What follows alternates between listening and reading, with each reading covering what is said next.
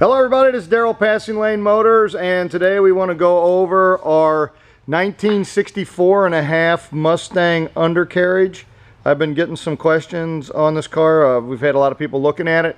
Anyway, we just want to take and show you the undercarriage and how nice this car is. It was built in June 17th of 1964, so it is one of the first Mustangs produced. It is a convertible, matching numbers 6-cylinder, 3-speed on the floor.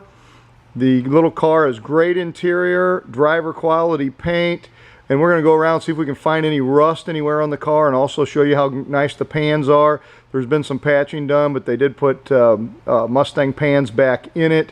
The shock towers are gorgeous, and of course we'll show you the infamous rear spring pockets that are known to rust out in these cars so bad.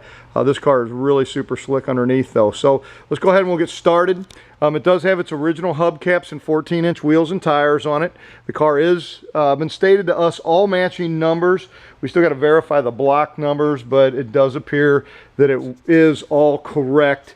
The colors were Wimbledon white with red interior and black top. That's the way the car's been done. It does have a really nice new top on it. If you notice underneath here, the lower ball joints have been replaced. The upper ones are have been recently replaced too, but not as recent as the lower ones. All of the suspension under here, the tie rods look in great shape.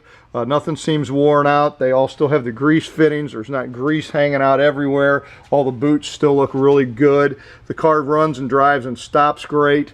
The upper ball joints in here, the lower ball joints, like I said, have been replaced. It is a 6-cylinder car. It's a 170 6-cylinder. The car has has 97,000 miles on it, and it does appear to be true. It was stated to us that that is original mileage, that it's not turned over. It's not 197, but it's 97,000.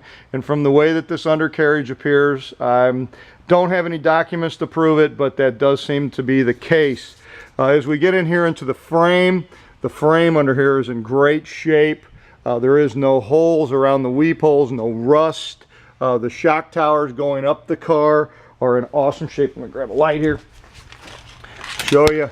These cars are notorious for rusting out up in here along the fender wells.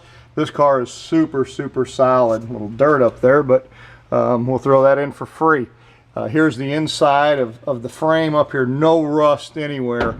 Very nice little convertible Mustang. Same on this side. The frame is in great shape.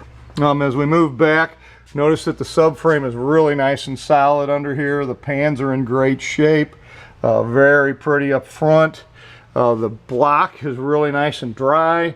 There's not any oil leaking. Like we said, it's got 97,000 on it. The engine was stated to us that it was rebuilt at 94,000. So it has 3,000 miles on this engine. The transmission appears to be really nice and dry too. The whole undercarriage of this car is super slick. Let's not get too close here. You notice the subframe coming back to the rear pans are in really good shape here. Also, the brake lines are not rusted, not pitted. Here's the back side of the steering unit. This is a manual steering car, but these little Mustangs are so easy to steer. They're such a small car. The underpan here, where the subframes are welded into it, what great shape that this is. Super nicely done. This pan up front, the front passenger pan, that all appears to be original. The driver's pan over here has had some work done around it. It does have a Mustang pan in it. I don't know if they at one time had this pan out for a reason or if it was had problems and they replaced it, but it does have a Mustang pan in it. As we move to the back, the same scenario back here. You can see where it is a Mustang pan, whether this is its original one or they put a replacement in, I'm not sure, but you can see where there's been some work done. The passenger side one is all original, 100% true original, no welds, no cuts. Makes me wonder why on the driver's side here, the front and the back, maybe they took these out for a reason. I'm not sure. You know, this car's 1964. It's getting up there, 50 years old, guys, so she's pretty damn good shape for being 50. The transmission tunnel up inside here is in awesome shape. We can look up inside where the This has a double pan here. This is the support for this because it's convertible. So they box that in to give the car some rigidity, and really looks super sharp up inside there. I really can't show it with the camera. The gas tank and the rear bumper mounts back here in the back, and the gas tank are in great shape. My extension cord won't go any farther. This, guys, everybody that looks into these Mustangs, please, whether you buy mine or somebody else's, this back pocket right here is infamous. Where that spring goes in there is infamous for rusting out. This one is super solid. We can get you a picture up in here, show you just how nice and solid that this car is, that this rear spring pocket is in great shape on both sides. No rust up in here, really super solid. Not even any repairs have been done that I can really tell. There is a little bit of a rust right here along this pinch weld, but not very much, and it looks like just a little bit of flaking actually. So most of the panels on this car, well, so far, you can even see, let's see, 427/64 back here on the rear, on the rockers. Still has all its original stamping on this car. The rear subframe is in great shape. The rear inner fenders are still in good shape. Looks like that one may have a small patch in it. Yeah, that one does. This, the driver's side one, doesn't have any patches in it. Looks like original muffler mounts even up in here. So very nice little clean 1964 convertible Mustang.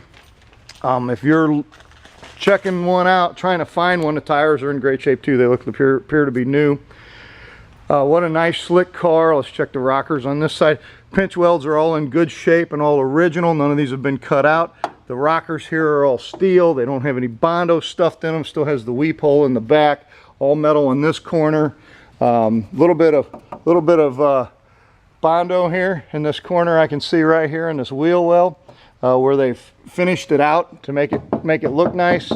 Appears to be all steel back in here, but they did the wheel well a little bit, and they got a little bit of Bondo on that side. But all in all, guys, what a nice little ride.